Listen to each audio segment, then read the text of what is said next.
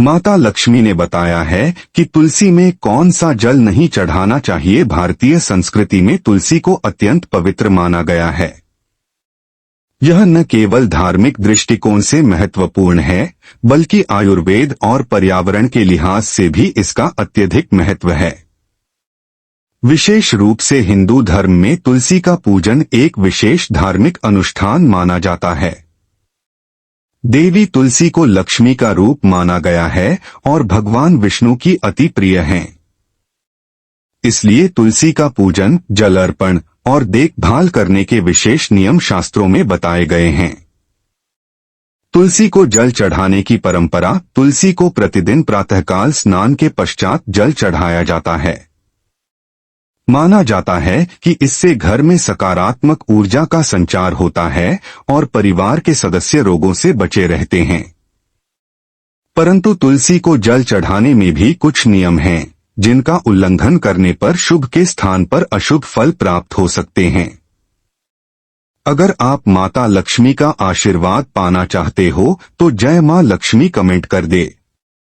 अब हम विस्तार से यह समझेंगे कि तुलसी को किस प्रकार का जल नहीं चढ़ाना चाहिए और इसके पीछे शास्त्रों में क्या कारण बताए गए हैं।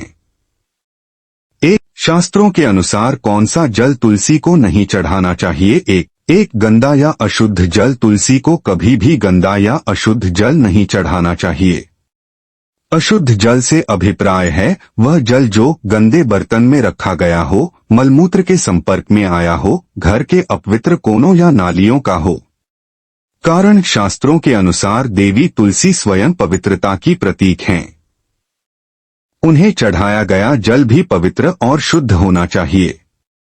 अशुद्ध जल चढ़ाने से देवी कुपित हो सकती हैं और घर में दरिद्रता व रोग बढ़ सकते हैं। 2 तांबे के पात्र में रखा हुआ जल। तुलसी को तांबे के बर्तन का जल भी नहीं चढ़ाना चाहिए। यह बात बहुत कम लोगों को ज्ञात होती है, लेकिन यह शास्त्रों में वर्णित है।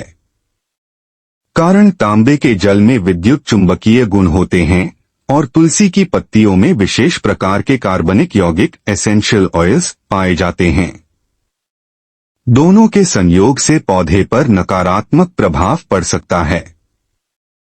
साथ ही आयुर्वेदिक दृष्टिकोण से यह संयोजन विषैला माना जाता है।